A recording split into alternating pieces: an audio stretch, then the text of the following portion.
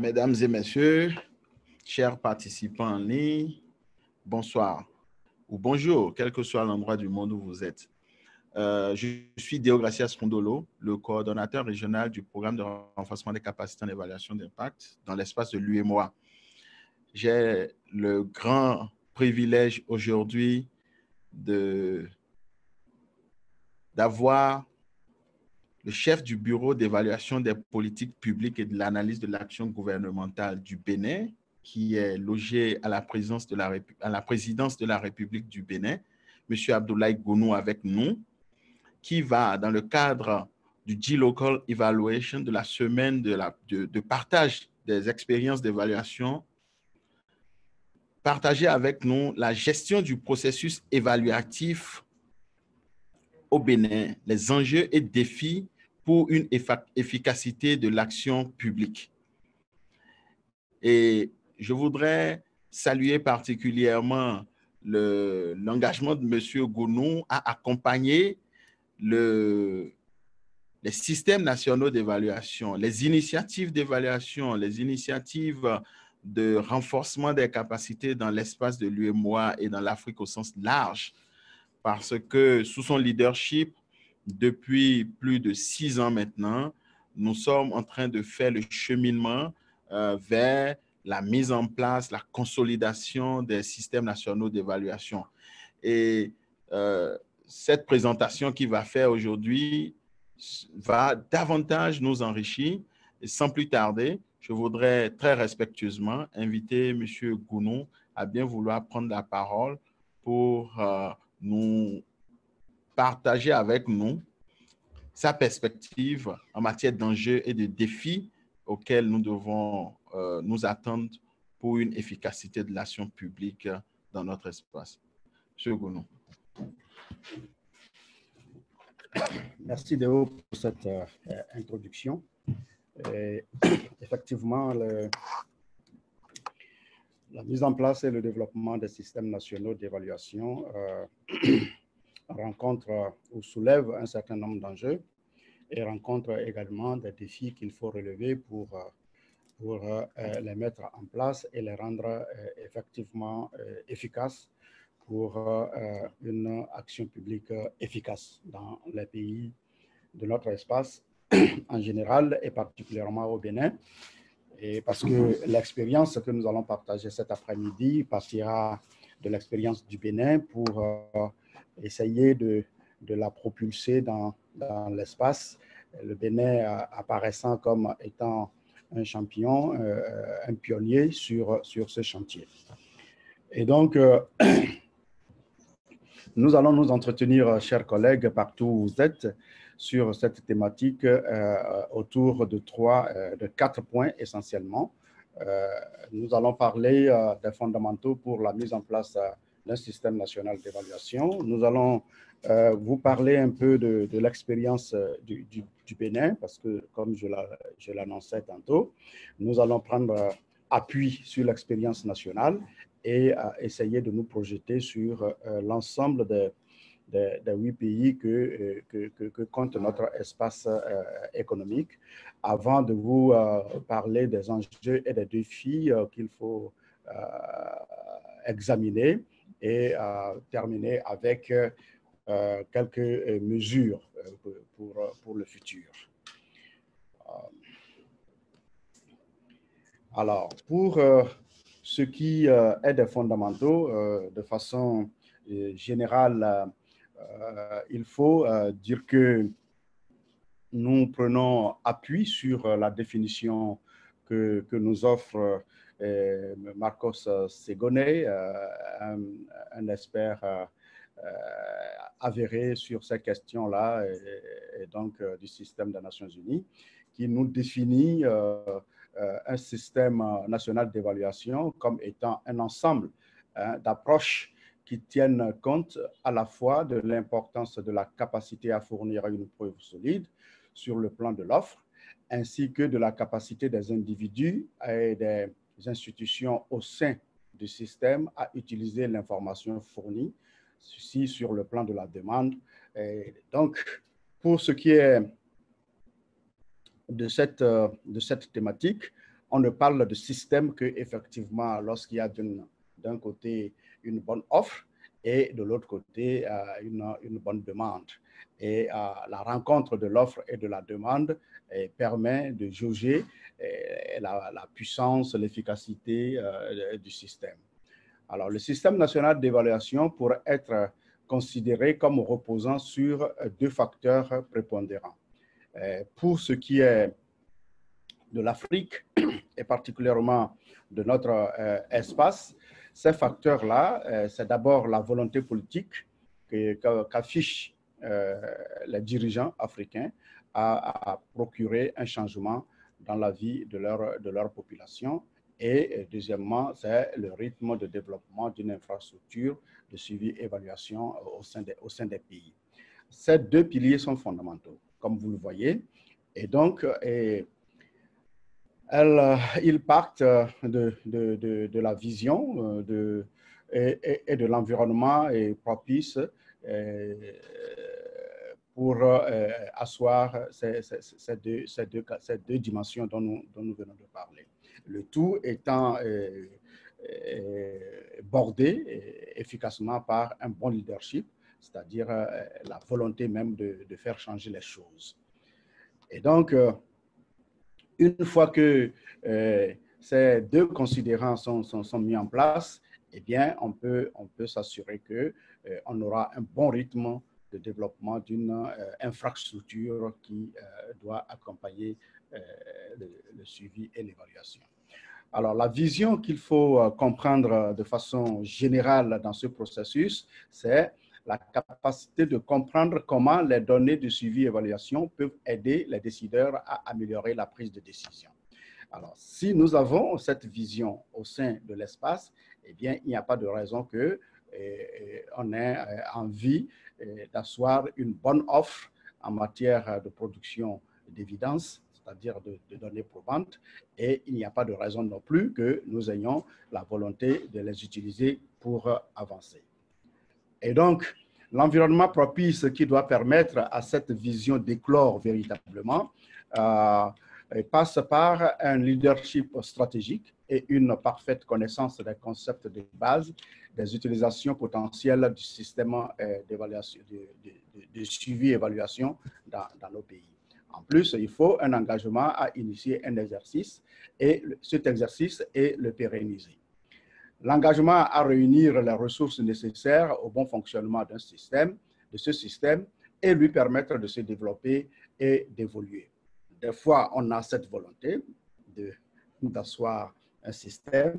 Des fois, on a même la volonté d'utiliser la production de ce système, mais des fois aussi, les ressources, les moyens n'accompagnent pas cette volonté et donc, du coup, on reste quelque part à mi-chemin de cet objectif. Donc, c'est important, au-delà de tout ce que nous avons dit, que nous disposions de ressources appropriées pour accompagner cette marche. Une société civile forte qui exige et préconise les valeurs subventionnées ainsi que la réduction des comptes. Ça peut être un élément catalyseur qui pousse les dirigeants à beaucoup plus de responsabilité et de déroulement de cette volonté politique forte et annoncée.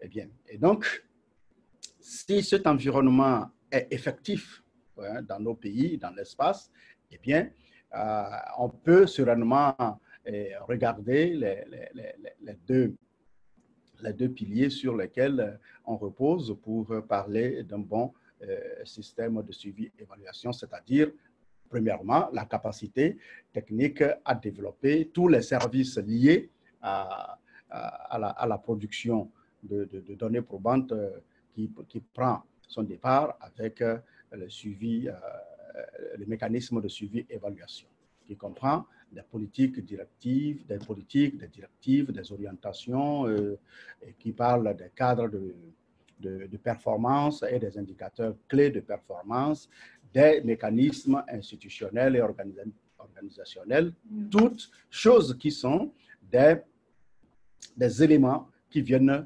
nourrir et caractériser la capacité technique à développer un bon système d'évaluation. Eh bien,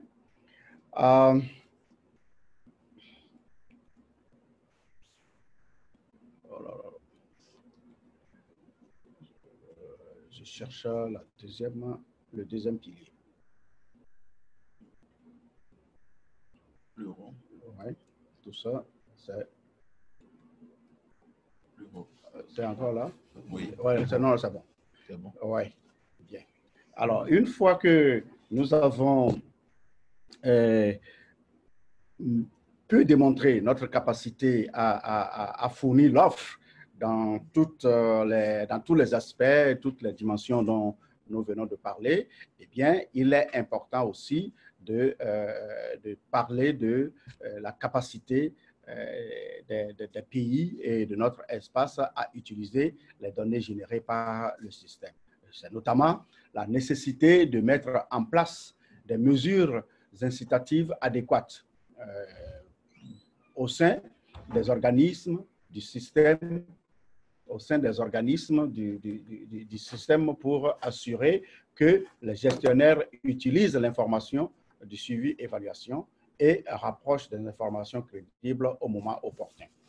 La nécessité de renforcer les mécanismes formels pour informer et de multiplier les forums et en vue de pérenniser et de partager l'information du système du suivi-évaluation au sein des organisations. C'est aussi dans le cadre de cette capacité à demander et à utiliser les données générées par le suivi et l'évaluation, disposer de lois pour régir l'accès à l'information afin d'accroître la transparence et le potentiel pour l'information du suivi et évaluation d'être mise à la disposition des médias, de la société civile, etc. et ainsi faciliter leur participation à la vie nationale. Donc, c'est important. Pour que le système il fonctionne bien, il faudrait que, comme nous le disions à l'entrée de ces échanges, que la demande l'offre puisse rencontrer la demande ou que la demande puisse rencontrer l'offre disponible. Alors, c'est un équilibre permanent sur lequel il faut agir pour s'assurer qu'on a un bon système, un système robuste qui produit des informations, des données dont on peut se servir pour agir dans le cadre de l'action publique. Alors, quid de l'expérience du Bénin par rapport à ces fondamentaux? La question est partie, ou le processus du Bénin, ou l'expérience du Bénin est partie tout simplement d'un questionnement sur l'efficacité des politiques économiques au Bénin. Et donc, les réponses à ce questionnement a conduit à la réforme budgétaire qui a débouché sur la GAR, c'est-à-dire la gestion axée sur les résultats, qui renforce la fonction du suivi dans le cadre de la mise en œuvre de la réforme budgétaire et de l'adoption de cette GAR. Alors, ce processus a commencé depuis 2000. Et donc, une fois que cette réforme a été mise en place, nous avons progressivement glissé vers l'évaluation. Et le Bénin s'est intéressé de plus près au développement de l'évaluation à partir de 2007, c'est-à-dire 7 ans après avoir engagé la réforme sur la gestion axée sur les résultats. Ce qui a conduit à son institutionnalisation pour renforcer cette gestion axée sur les résultats. D'où la décision en juin 2007 de formaliser l'évaluation de l'action publique à travers la création d'un bureau rattaché au cabinet du ministre d'État chargé du développement, du plan et de la coordination de l'action gouvernementale de l'époque.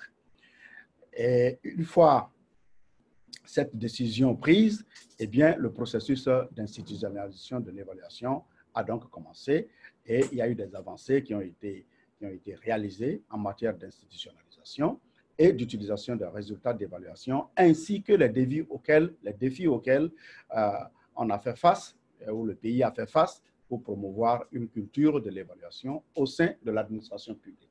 Ce n'est pas toujours évident et c'est pour ça d'ailleurs que le processus continue à ce jour.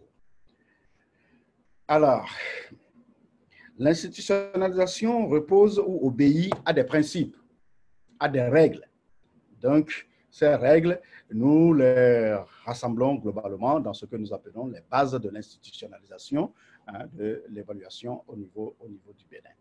Alors, je le disais tantôt, le premier élément de cette base d'institutionnalisation, il faudrait que les gouvernants affichent une bonne volonté d'aller vers cette réforme-là. Et donc, il faut une volonté politique forte.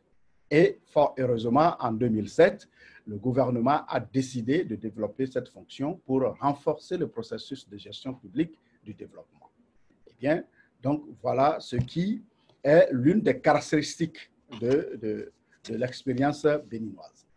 L'institutionnalisation de l'évaluation est partie de la volonté du gouvernement. Ce n'est pas souvent le cas dans tous les pays. Ailleurs, c'est d'autres organisations qui prennent le devant de ce processus, mais pour ce qui est du Bénin, c'est le gouvernement qui a pris le devant de cette expérience et qui, fort heureusement, continue son petit bonhomme de chemin. Alors, une fois que vous avez une volonté politique bien affichée, eh bien, il faut réaliser un état des lieux pour savoir comment le pays se présente en matière d'évaluation. Ce que le Bénin a fait a conduit une étude qui est un état des lieux en 2010 et qui a établi qu'au Bénin, la pratique évaluative est encore faible et peu ancrée dans les habitudes de gestion de l'administration publique comme indiqué comme nous l'indiquons dans le tableau ci-après. Alors, ce tableau illustre bien les résultats de cet état de lieu et que nous avons organisé en 3 dimensions, la dimension micro, la dimension méso et la dimension macro pour aller regarder quels sont les éléments caractéristiques de la fonction évaluative au niveau du pays. Alors, clairement, les résultats nous affichent que, bon, jusqu'à ce moment où le Bénin lançait le processus de l'institutionnalisation de l'évaluation au Bénin, le pays avait une vision sur cette question-là. Mais au niveau macro, le pays avait une vision sur cette question, mais n'avait pas une politique en cette matière, et tout en ayant quelques règles pour conduire les évaluations, ben, le pays n'avait pas une politique assez cohérente sur cette question. Au niveau méso, les résultats sont aussi là. La fonction elle-même était embryonnaire. Bon, personne ne s'en occupait vraiment de façon formelle, claire et régulière. Et donc, ce qu'on constate, c'est que les budgets sont épars dans les budgets des administrations sans qu'aucune affectation réelle ne soit indiquée par rapport à l'évaluation. Et donc, du coup, les compétences spécifiques pour prendre en charge la question de façon opérationnelle sont pratiquement inexistantes. Et au niveau micro, c'est aussi clair, les ressources professionnelles, les formations spécifiques et les différentes évaluations conduites sont pratiquement inexistantes, ce qui veut dire que la fonction est vraiment embryonnaire au niveau du pays au moment de cette étude pour faire l'état des lieux. Eh bien, une fois que nous avons constaté ça et que nous avons envie d'institutionnaliser la fonction, eh bien, il nous faut établir une méthode de travail. Il fallait nous organiser pour mettre en route la fonction. Ce que nous avons fait en définissant une démarche méthodologique d'intervention qui a pris chacune des composantes de notre analyse, c'est-à-dire la partie macro, la partie méso, la partie micro, et identifier ce que nous devrons faire comme action afin d'enclencher le processus d'institutionnalisation. Donc, au niveau micro, nous avons défini une approche technique claire et qui a évalué et favorisé les conditions pour des évaluations de qualité. Au niveau méso, nous avons mis en place une organisation qui intègre la pratique évaluative au sein des structures administratives et au niveau macro, nous avons assis une approche institutionnelle qui a permis de mettre en place un cadre institutionnel qui encadre et encourage la pratique de l'évaluation. Eh bien, le processus, nous l'avons structuré en 3 axes que nous avons progressivement essayé de développer dans le temps, parce que quand on parle effectivement d'institutionnalisation, c'est un processus. Ça prend tout le temps que ça va prendre, dépendant de la conjonction de la volonté politique des dirigeants et des moyens qu'on met à disposition pour le processus. Et donc, nous, au Bénin, nous avons organisé ce processus-là autour de 3 axes. Et donc, le premier, c'est de mettre en place des instruments stratégiques et opérationnels.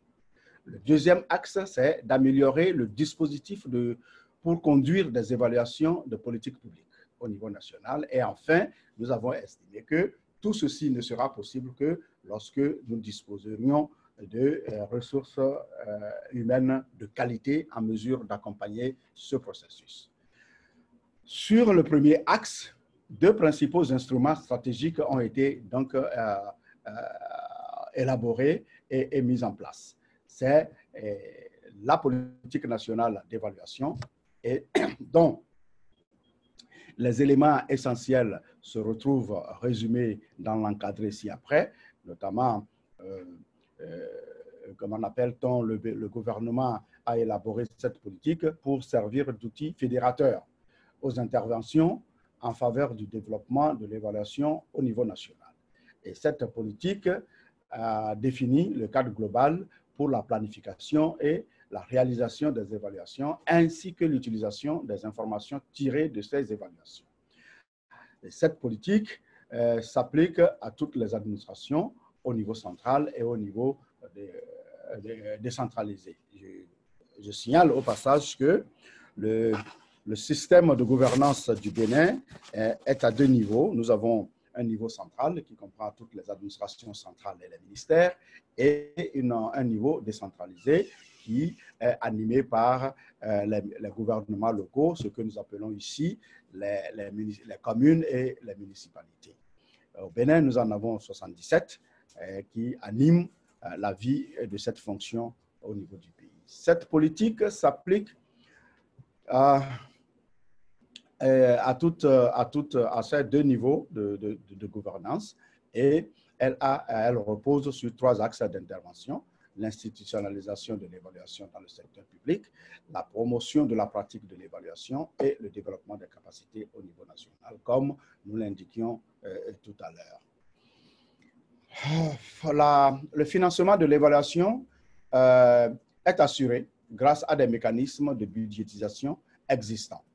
Et à court terme, et donc et à moyen terme, nous faisons un développement progressif de la culture de l'évaluation. Et au niveau de l'institutionnalisation par la mise en place de structures pérennes, nous envisageons à moyen terme la systématisation de l'évaluation dans la gestion au niveau du pays. À court terme, nous faisons la mise en œuvre diligente des recommandations issues des évaluations que nous conduisons.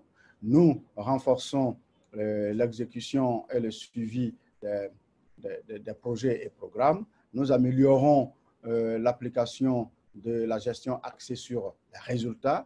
Nous essayons d'asseoir une meilleure gestion de l'information et de la mobilisation des parties prenantes autour des questions d'évaluation et des résultats pour leur mise en œuvre efficace.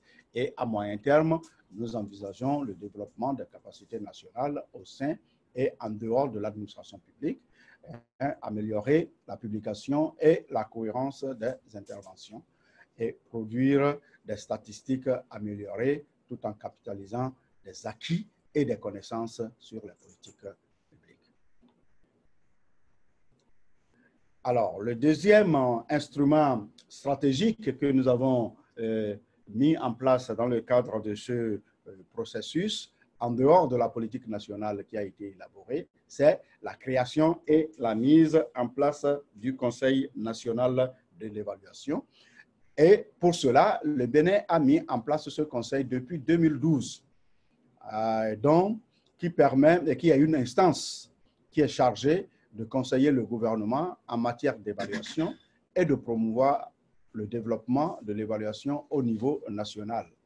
La mise en place de cette instance représente une étape pour renforcer la pratique de l'évaluation et il y a eu un décret pour le matérialiser. Alors, une fois que nous avons mis les instruments stratégiques, eh bien, pour consolider ce processus-là, nous avons pensé à développer des instruments opérationnels pour opérationnaliser cette vision.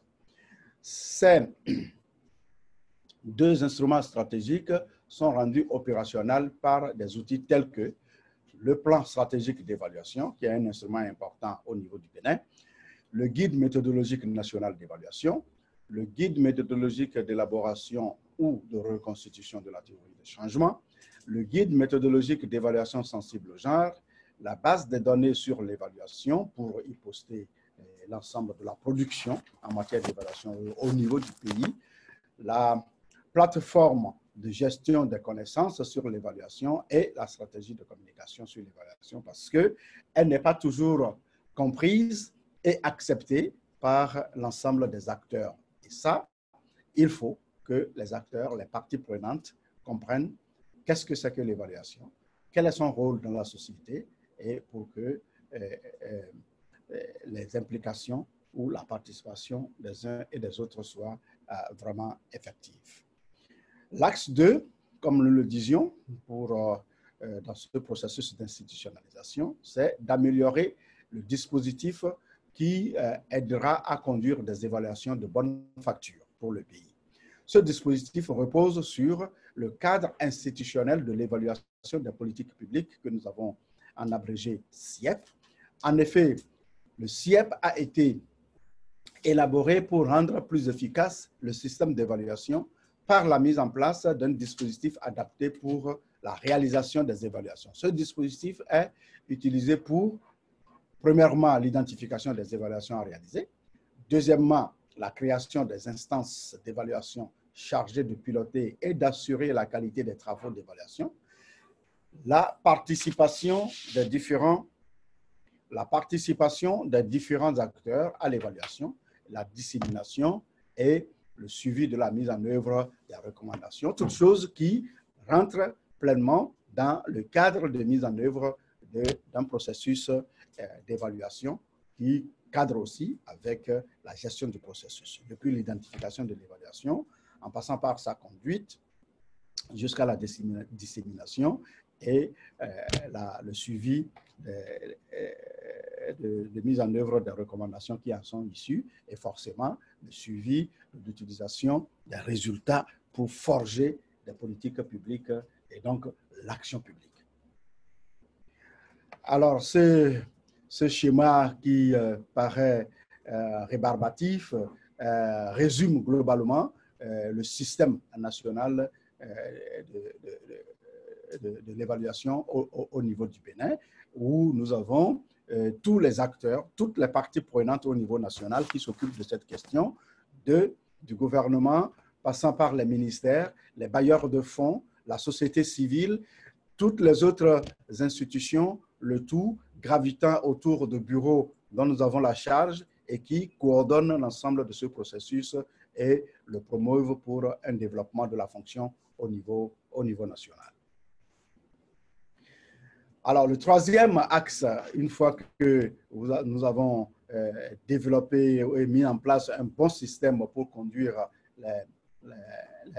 les processus d'évaluation, eh bien, il faut que, pour que ce système se pérennise, se renforce et génère une bonne production, eh bien, il faut renforcer les capacités des acteurs.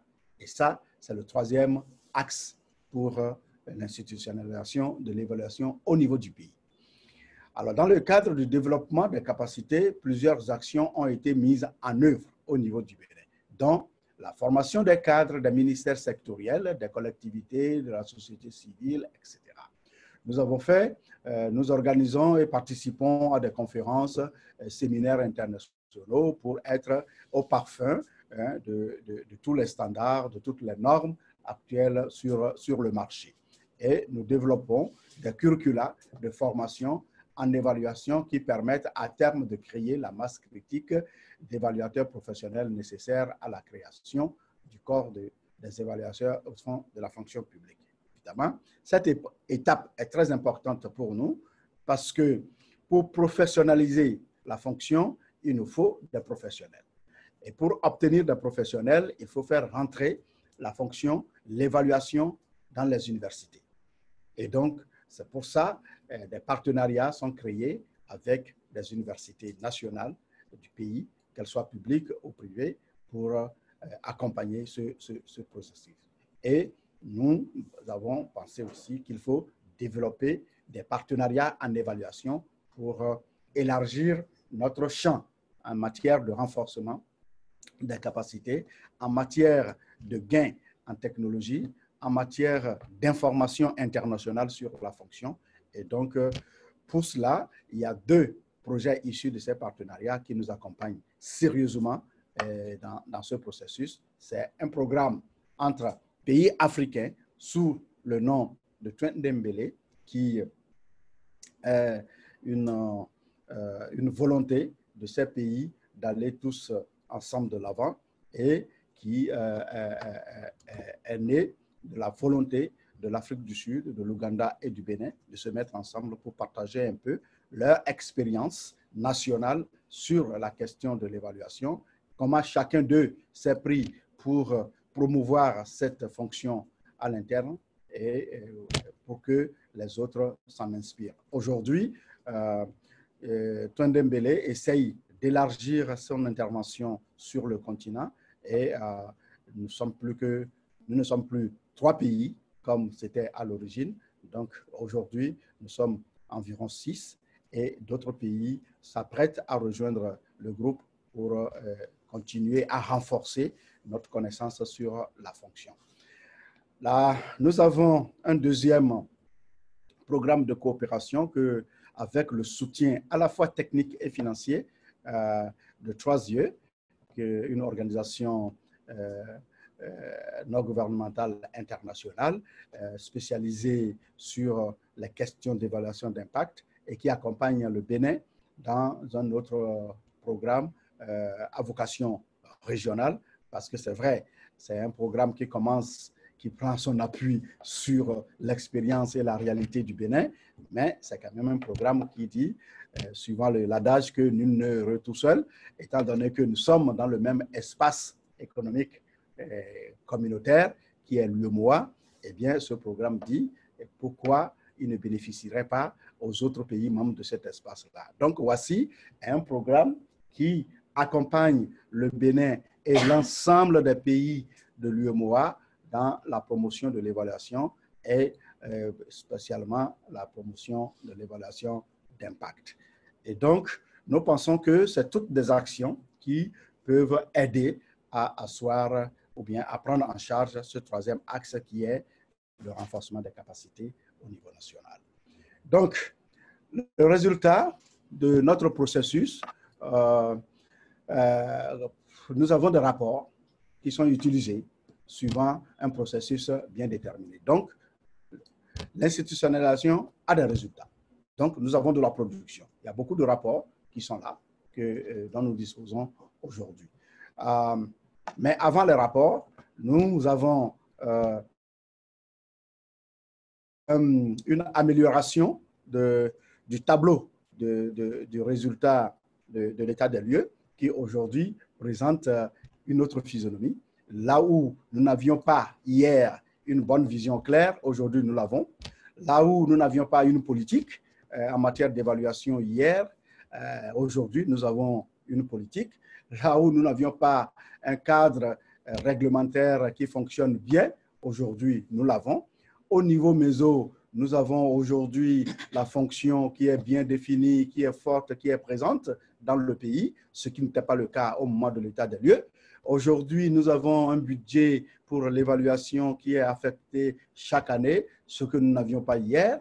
Aujourd'hui, c'est vrai que ce n'est pas encore ce que nous espérons, mais aujourd'hui, nous avons des compétences spécifiques en matière d'évaluation au niveau national, parce qu'hier, il fallait que ce soit les partenaires au développement qui mettent à disposition des experts pour conduire des évaluations au niveau du pays.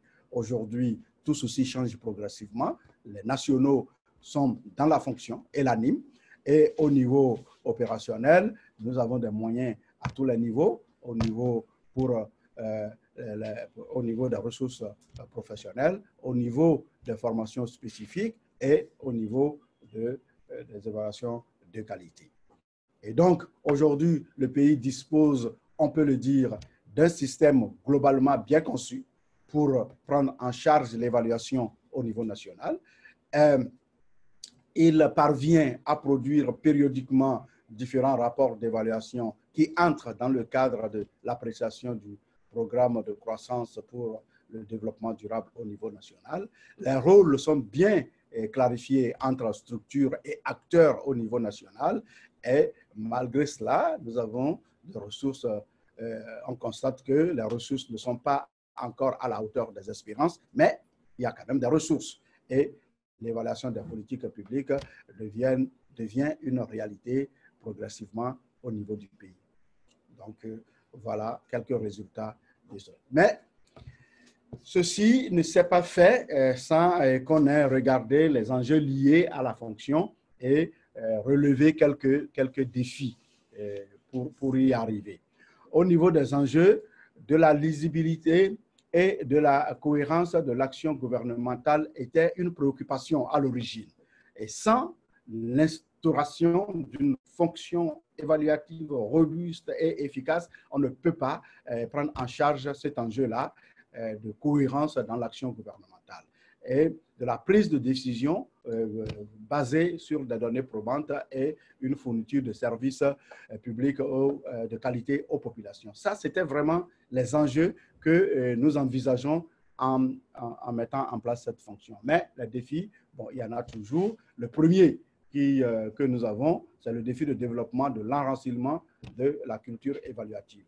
La fonction évaluative ne progressera que vers la culture évaluative que lorsque toutes les structures, toutes les instances de la nation s'intéressent ou s'impliquent dans la fonction. Aujourd'hui, ce n'est pas encore le cas. La fonction est beaucoup plus visible au niveau du gouvernement, alors que les autres parties prenantes traînent encore les pas. Il faut y arriver. C'est un défi, mais on y arrivera. L'utilisation des résultats pour gérer le développement au niveau du pays reste aussi un défi majeur qu'il nous faudra lever pour parler de la culture de l'évaluation. Alors, en perspective, pour une efficacité de l'action publique, donc, il nous faut une allocation adéquate des ressources dédiées à l'évaluation au niveau central et sectoriel.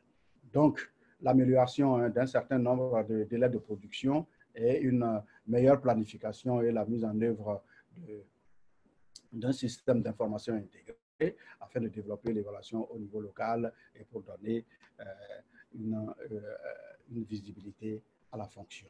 L'élaboration et l'application d'une loi reste pour nous une perspective forte pour soutenir notre effort de développement de la culture évaluative et le renforcement des capacités des collectivités locales, la conception d'une plateforme, etc.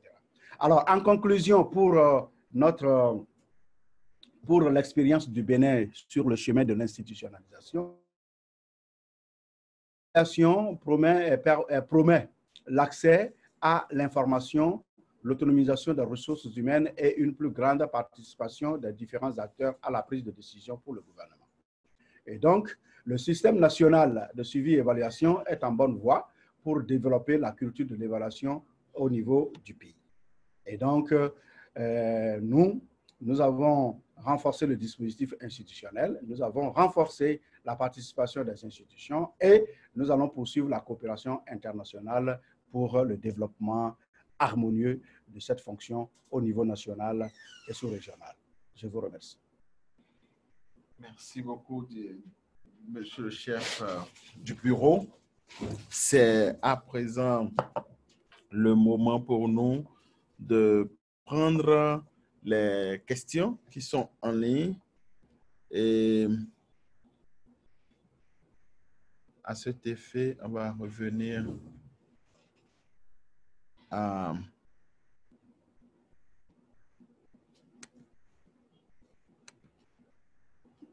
voilà. Donc, nous avons quelques questions ici en ligne.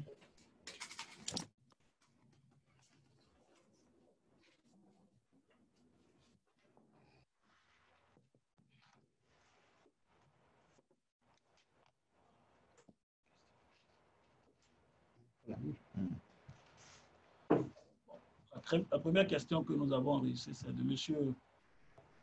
Jean de Dieu Ouedraogo, qui voudrait particulièrement intervenir sur la contribution de la société civile au système de suivi et d'évaluation. Il indique que des sociétés civiles sont créées pour soutenir telle action ou autre du gouvernement, et ce phénomène est très courant dans nos espaces, ce qui concourt à la diminution de leur rôle de surveillance. Et il demande que dans ces conditions, est-ce que la société civile peut vraiment jouer ce rôle de suivi, de surveillance dont on parle dans le contexte de suivi et évaluation? Merci pour cette question. C'est une question très importante et elle a toujours été au cœur des préoccupations pour ce qui est de la promotion de la fonction au niveau du Bénin. De notre expérience, c'est tout simple. Hein? De notre expérience, c'est tout simple. Voyez-vous, nous avons créé dans le processus d'institutionnalisation de la fonction deux organes stratégiques, deux instruments stratégiques importants. Le premier, c'est la politique nationale de l'évaluation. Et le deuxième instrument, c'est le Conseil national de l'évaluation. Eh bien, pour permettre à la société civile de jouer le rôle que vous évoquez, de surveillant, d'activisme, pour amener les gouvernants à aller dans la bonne direction de la gestion, eh bien, cette société civile est représentée à l'intérieur du Conseil national de l'évaluation. C'est là-bas que les évaluations sont identifiées, sont définies, sont budgétisées et les secteurs dans lesquels les évaluations doivent être faites, c'est au niveau de cette instance. Et l'instance, nous le disions dans la présentation, joue le rôle de conseiller en matière de gouvernance pour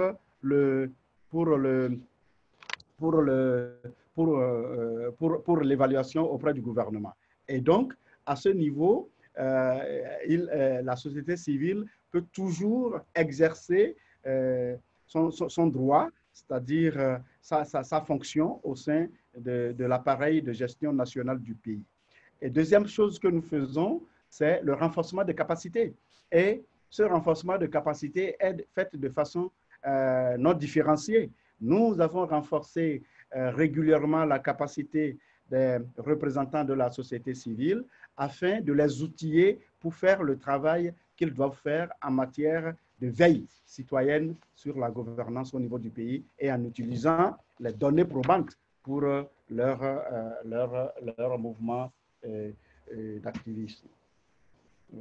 Alors, M. Sosa demande quel acteur pour la création d'un environnement propice. Vous avez parlé de la société civile, que dire des acteurs politiques? Les acteurs politiques ont également leur place. C'est eux qui sont les premiers à créer l'environnement favorable. Je l'ai évoqué dans ma communication. Oui, nous sommes d'accord, monsieur Sosa, et nous avons même commencé par là, parce que nous avons dit, pour impulser et asseoir un bon système national de suivi et évaluation, il faut d'abord qu'il y ait une volonté politique forte au niveau des pays. Donc, les acteurs politiques doivent conceptualiser l'évaluation, doivent comprendre, doivent avoir une vision sur cette question en termes de production et en termes d'utilisation des données liées à l'évaluation. Donc, bel et bien, les acteurs politiques ont leur place dans ce processus. Ils sont même les premiers. S'il n'y a pas ça, rien ne peut se faire.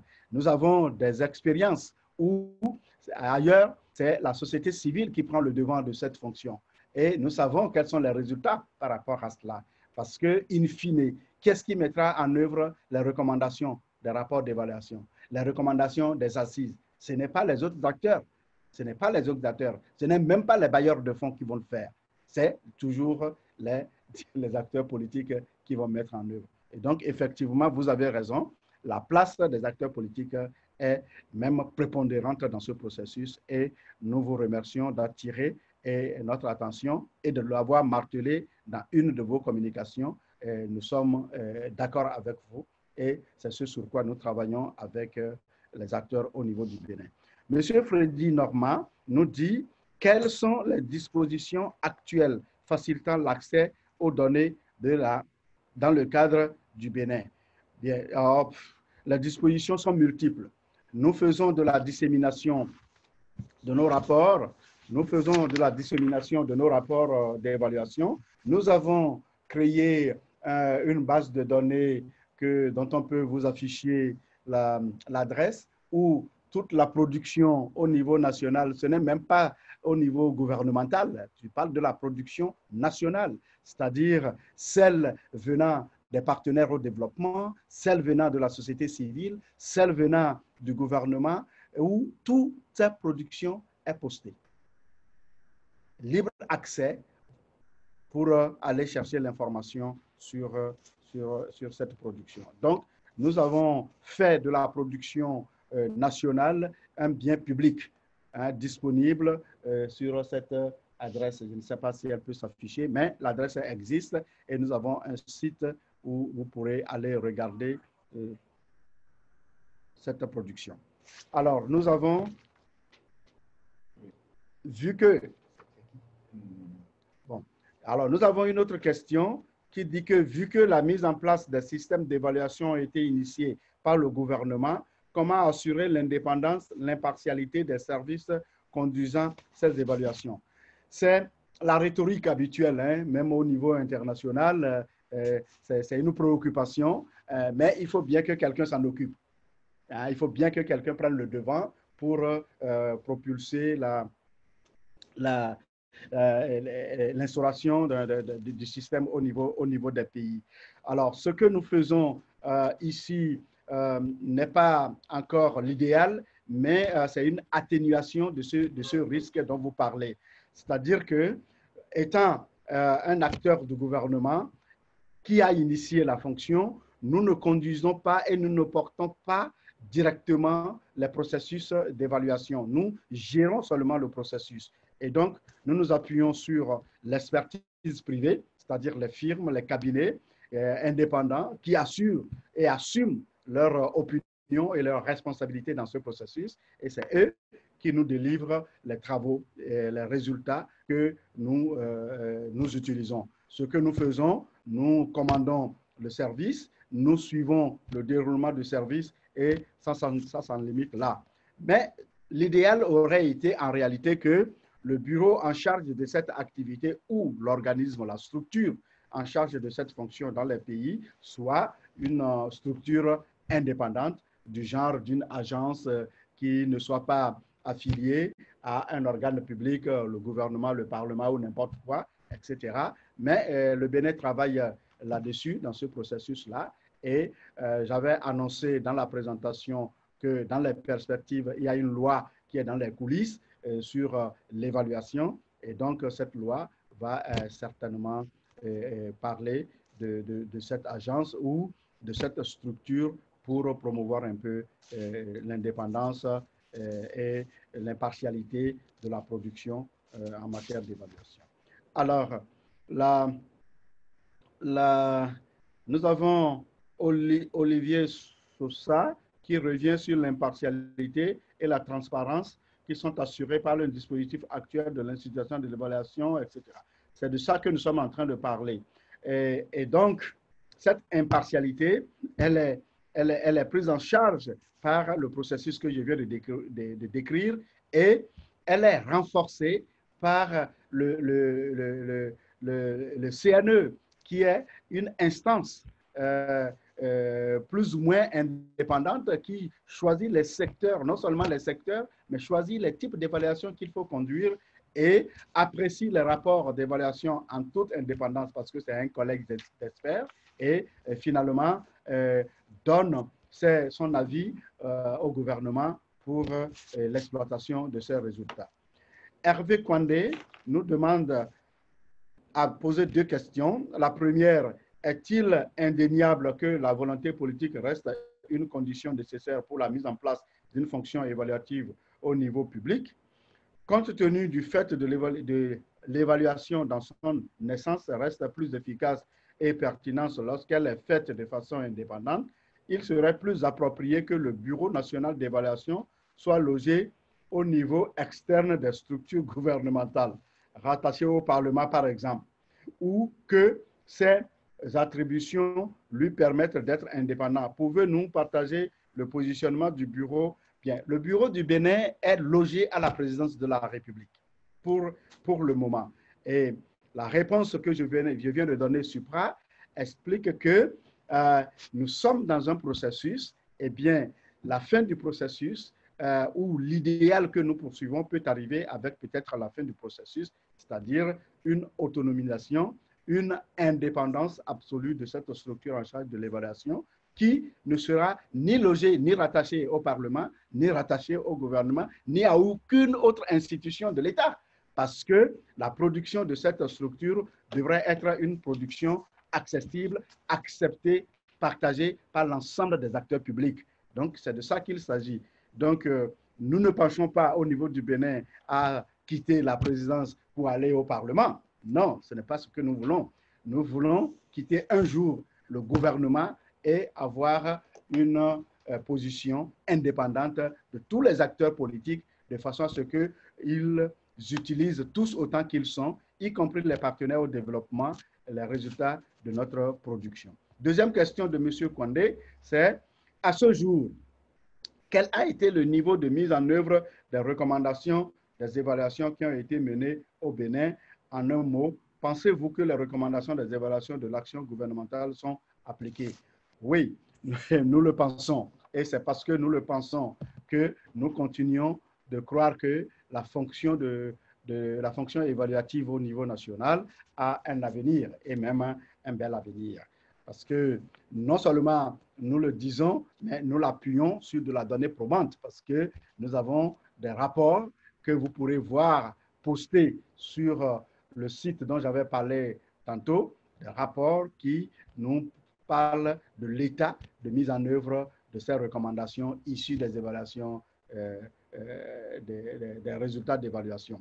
Je ne vais pas vous en parler là et maintenant, mais vous avez toute l'information dont vous pourrez avoir besoin sur ce site et dans les rapports appropriés dans tel ou tel secteur et les rapports, les recommandations, leur degré ou leur niveau de mise en œuvre. Vous avez toutes ces informations que nous publions qui sont du domaine public. Et donc, et c'est cela pour nous qui sera la finalité par rapport à notre marche vers la culture de l'évaluation. Une fois que vous produisez et que vous utilisez et qu'il y ait des évaluations pour apprécier la manière dont vous utilisez, le degré d'utilisation des résultats ou des recommandations et que progressivement vous l'étendiez d'un organe à plusieurs, à deux, à trois, à plusieurs, à la nation, eh bien, vous êtes en train de faire une progression vers la culture de l'évaluation et que, en plus, comme une cerise sur le gâteau, la demande devienne spontanée et non par injonction, eh bien, c'est l'idéal auquel nous voulons aller. Et ça, c'est un processus, comme l'institutionnalisation nous l'indique.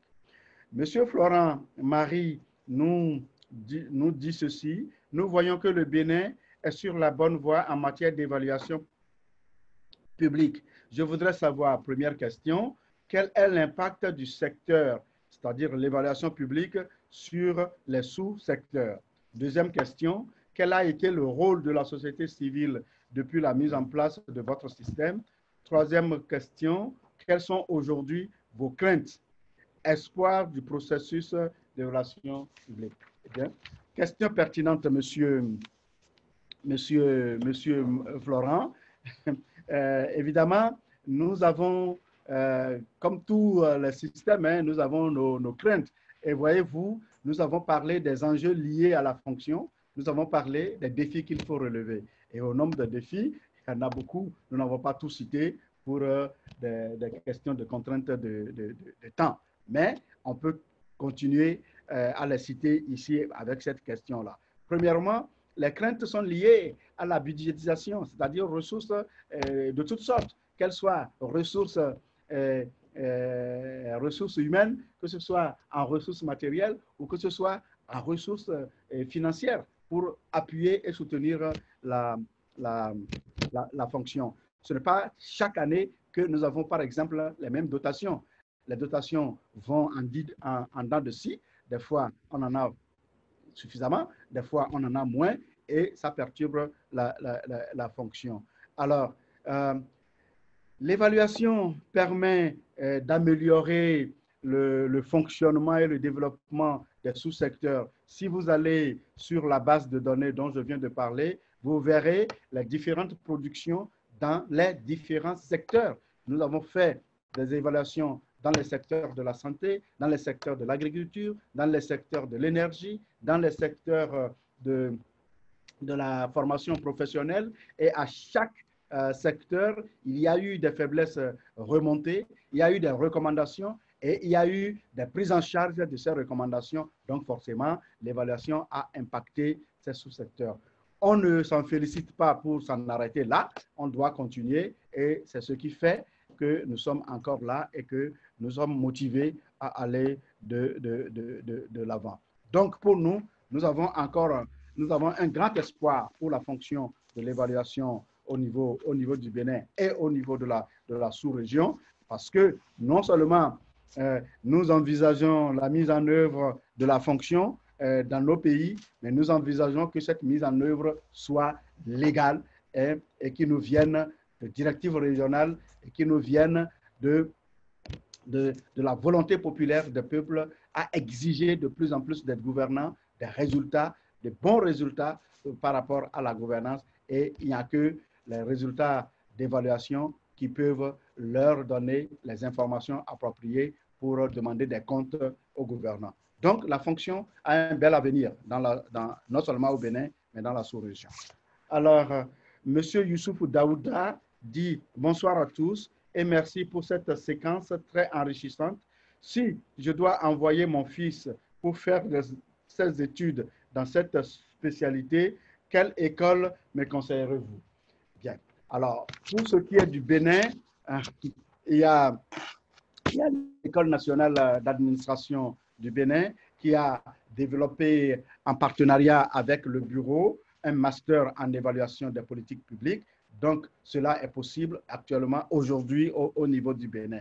Alors, pour les professionnels qui ne peuvent pas suivre un cursus académique universitaire complet, donc nous avons aussi des certificats et une fois là encore, le bureau de l'évaluation des politiques publiques en partenariat avec l'université nationale, avec l'université d'Abomey-Calavi, a développé des certificats en évaluation de politique publique sur 2 semaines pour que les professionnels soient outillés pour prendre en charge leur fonction. Chandi Samba, bonjour, je vous écris depuis Brazzaville au Congo. Quel est le rôle de la technologie dans la culture de l'évaluation? Très bonne question. Le rôle de la technologie, si vous nous suivez en ce moment, c'est déjà le rôle de la technologie. Très important de la technologie sur cette question. Tout ce que nous faisons jusqu'ici à partir des outils que nous utilisons pour conduire nos évaluations, la technologie est présente du début jusqu'à la fin.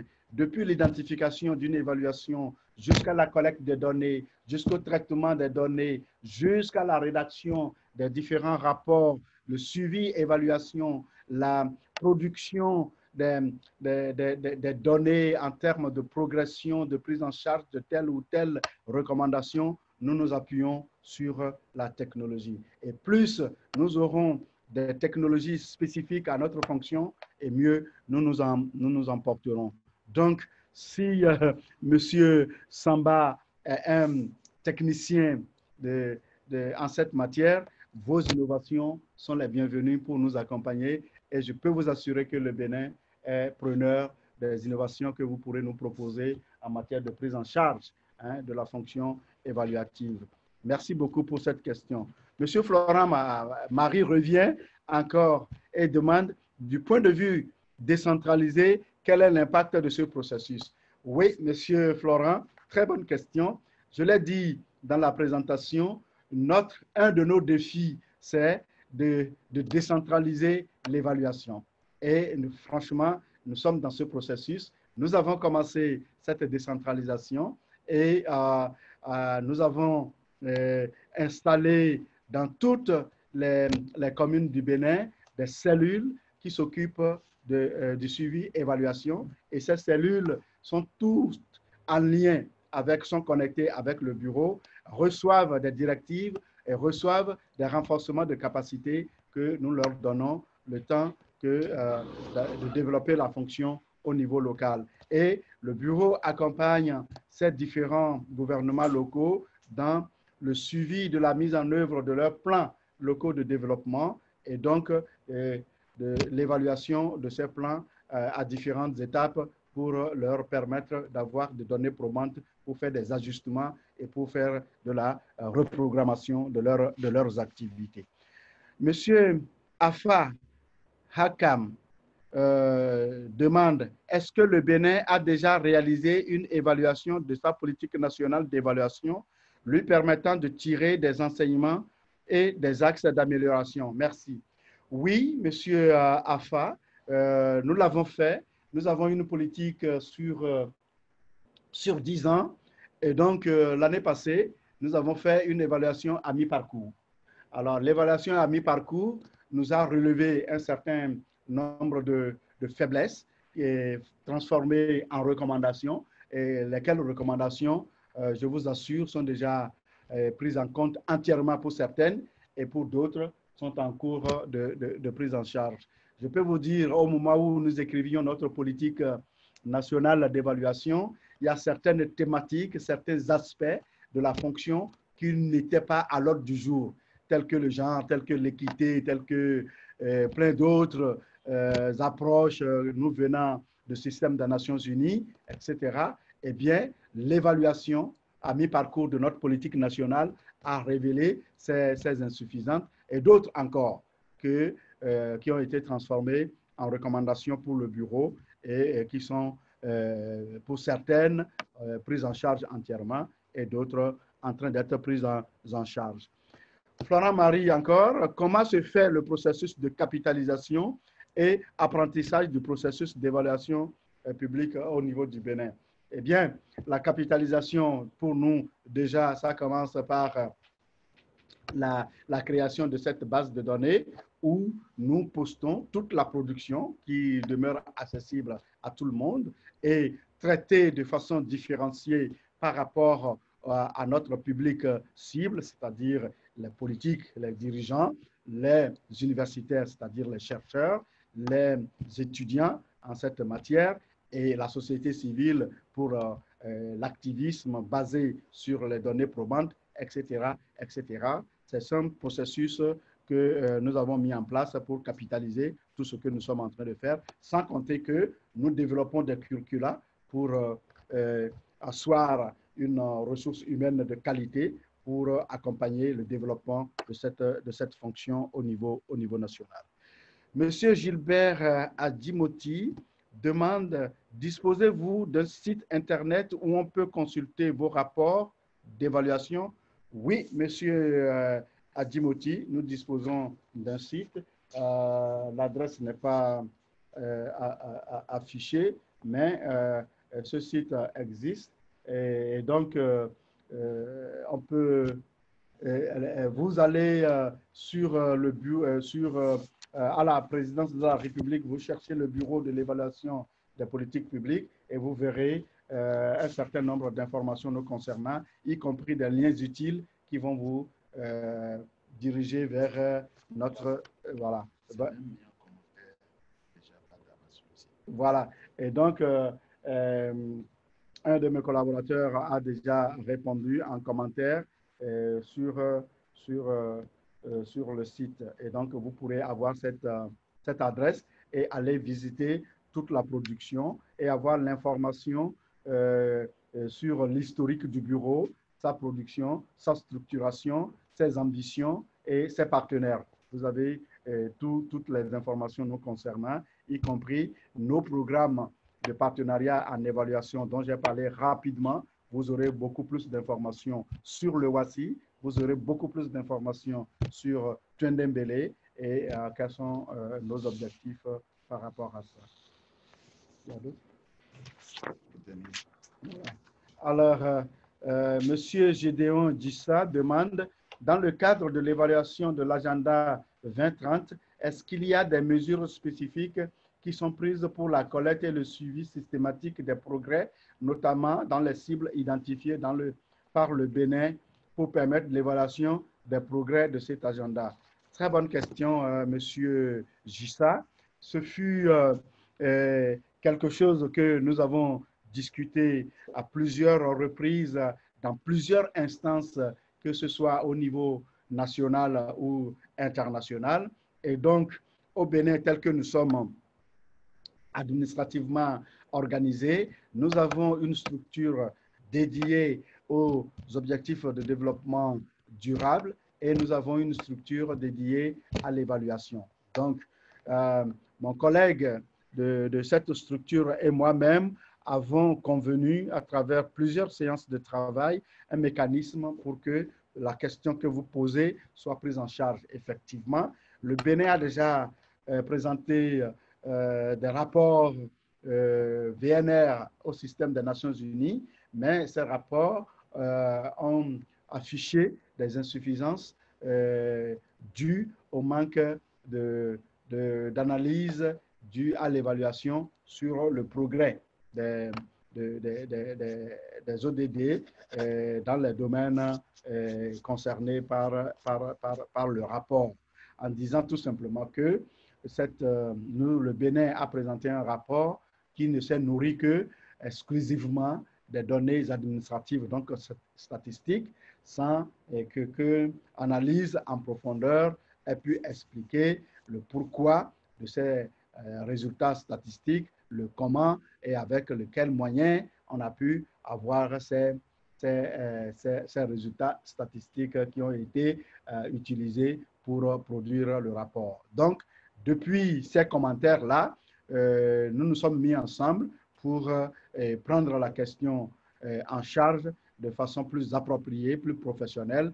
Et je peux vous assurer que le prochain rapport volontaire du Bénin sur les ODD sera un rapport qui se nourrira des résultats d'évaluation de façon complète et pour que l'analyse soit efficace et pertinente pour la marche vers les ODD tels que le gouvernement l'envisage. Dernière question que moi j'ai ici, elle nous vient de Boaz Nzazi. Bon après-midi, merci pour votre brillant exposé. Comment vous avez géré les partenaires techniques et financiers, notamment les bailleurs de fonds, FMI, Banque mondiale, car ils imposent des conditions qui ne cadrent pas parfois avec votre vision sur l'évaluation des politiques publiques. Alors, pour ce qui est du Bénin, les partenaires dont vous parlez, pour nous, sont des partenaires.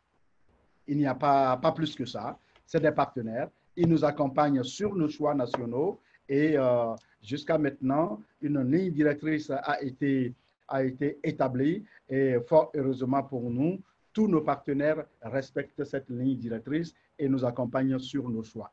Donc, nous n'avons pas de conflit particulier avec eux.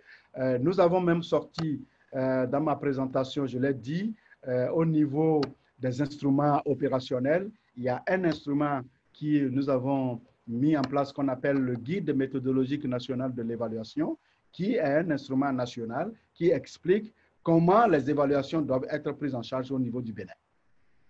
Et tous nos partenaires utilisent cet instrument, y compris nous-mêmes nationaux. C'est d'abord notre instrument.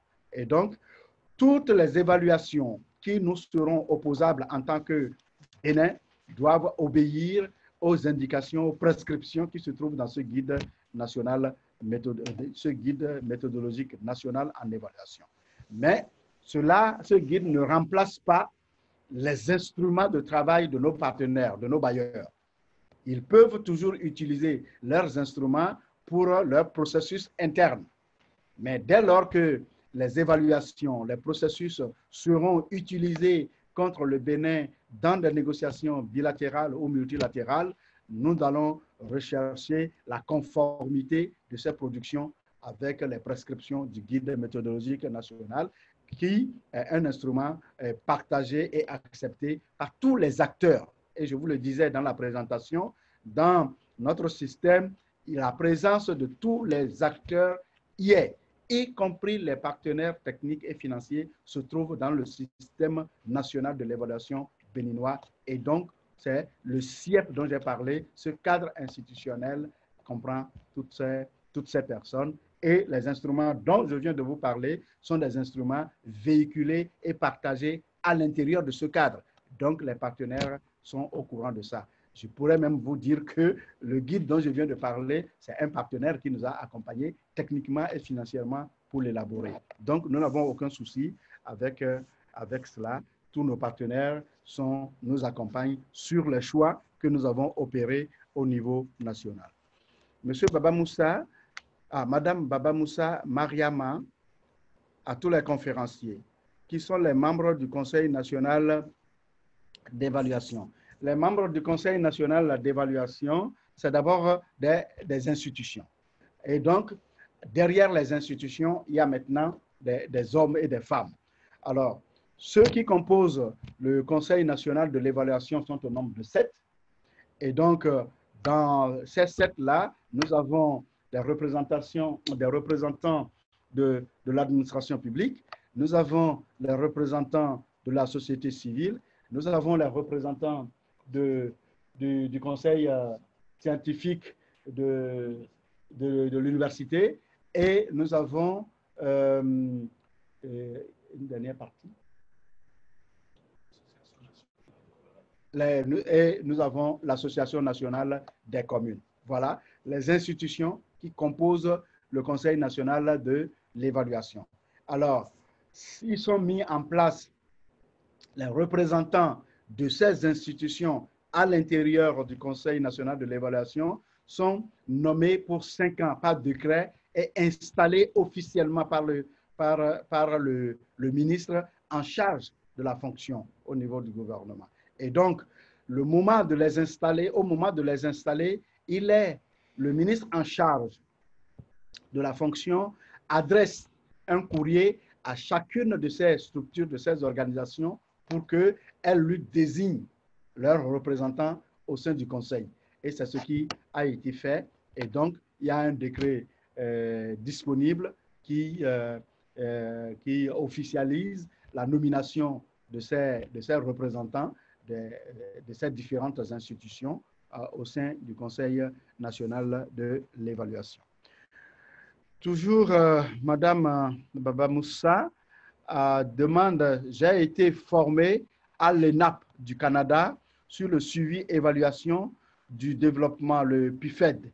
Comment faire pour intégrer l'association des évaluateurs du Bénin? Bien. Alors, nous, le bureau, nous sommes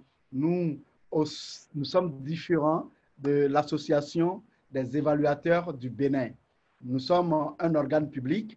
L'association des évaluateurs du Bénin est un organe de la société civile. Ils ont leur structuration, ils ont leur président, ils ont leur bureau exécutif en fait, et les membres.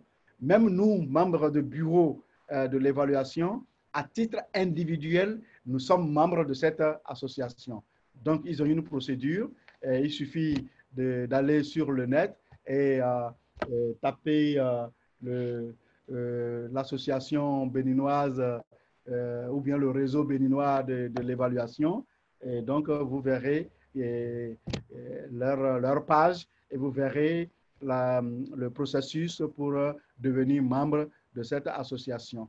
Et donc, mais parallèlement, si c'est pour exercer et accompagner le bureau que nous sommes dans la promotion de l'évaluation, eh bien, vous allez à notre site, bureau de l'évaluation des politiques publiques, vous verrez nos adresses, vous saurez comment nous contacter parce que nous constituons aussi à notre niveau une base de données pour des consultants que nous allons utiliser au moment de conduire les évaluations. Et donc, ce serait bien, madame, que vous vous inscriviez sur notre base de données en donnant toutes les informations dont vous avez et qui établissent votre profil. Comme ça, le moment venu, on pourra vous balancer les thèmes de référence de nos différents travaux et si vous êtes intéressé, vous pourrez participer. Donc, c'est deux opérations différentes que vous pourrez conduire simultanément si vous le souhaitez. De M. Oreste Kwete, quels sont les obstacles possibles au processus de mise en œuvre de la fonction évaluative au Bénin? Oh, mais le premier des obstacles, c'est la volonté politique. Il suffit tout simplement que cette volonté, à un moment donné, disparaisse pour que la fonction ne soit plus nourrie. Parce que pour que la fonction vive, il lui faut des ressources. Il lui faut à la fois des ressources humaines de qualité, des ressources matérielles, des ressources financières. Or, toutes ces ressources ne viennent que lorsque les dirigeants ont une affection particulière pour la fonction. Une fois que les dirigeants estiment que cette fonction n'est pas un obstacle pour eux, mais plutôt un instrument de promotion de leur réalisation, de leur visibilité. Donc, pour nous, nous pensons que le premier et le plus gros des obstacles, c'est la disparition un jour de la volonté politique pour accompagner la fonction. De Albert Machika, avec la pandémie du COVID-19 en cours, pensez-vous organiser des cours en ligne en vue d'un certificat et ou un master en évaluation des politiques publiques? Nos partenaires universitaires, que ce soit sur le certificat et sur le master en évaluation, ont déjà pris les dispositions par rapport à cette problématique et je crois que tout se passe pour le mieux actuellement.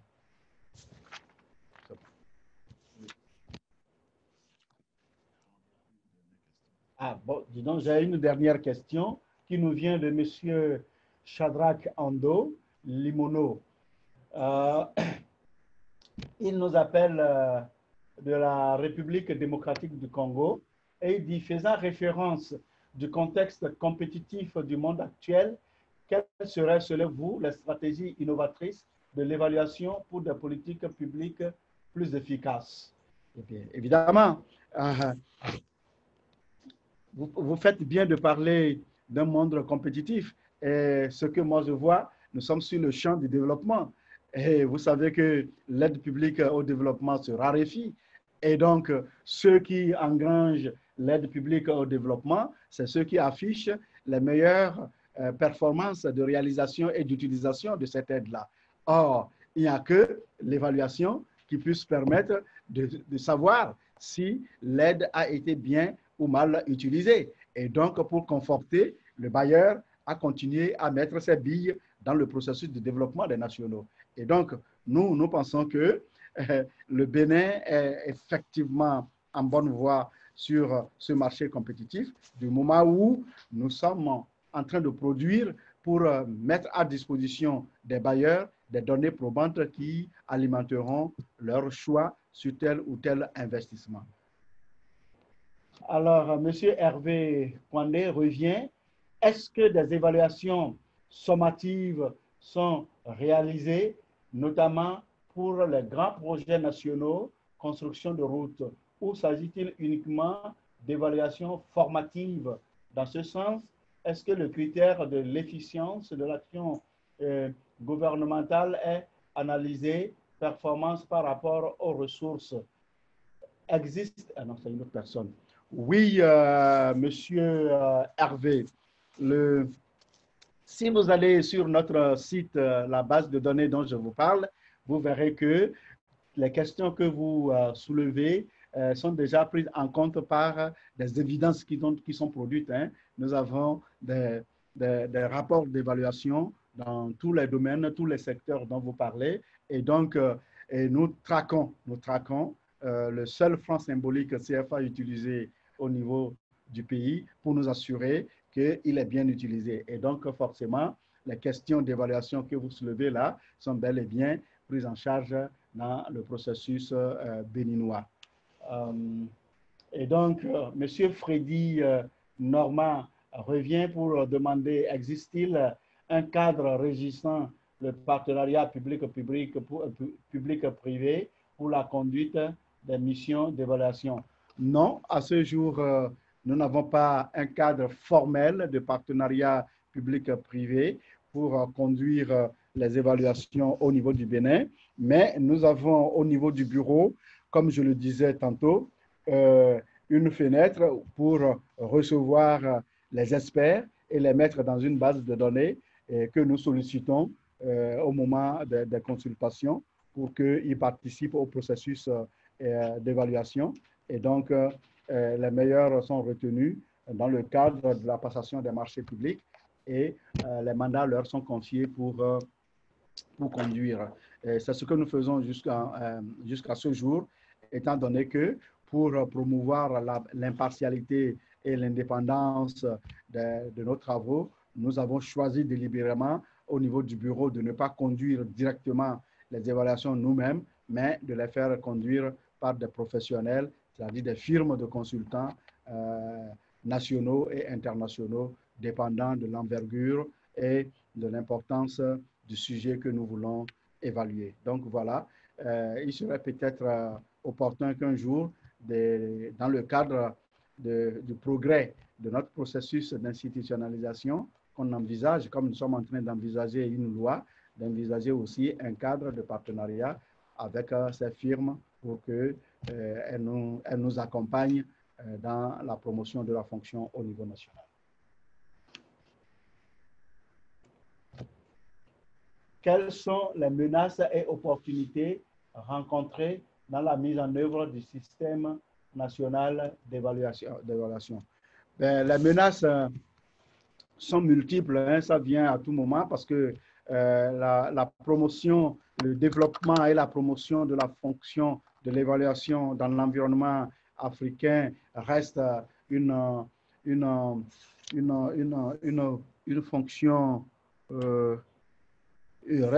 fonction assez fragile parce que les dirigeants à tout moment peuvent basculer dans l'autoritarisme et donc le jeu démocratique n'existant plus et donc tous ces développements, tous ces mécanismes que nous mettons en place peuvent du jour au lendemain être mis entre parenthèses. Donc ceci est véritablement la plus grosse des menaces, sans compter qu'il y a des menaces mineures de l'instabilité institutionnelle que la fonction peut avoir en se voyant ballottée d'un ministère à un autre, d'une institution étatique à une autre, mais globalement, pour ce qui est du Bénin, nous sommes encore là et les opportunités qui sont liées à notre fonction au niveau du Bénin sont principalement le fait que depuis la création de la fonction jusqu'à aujourd'hui,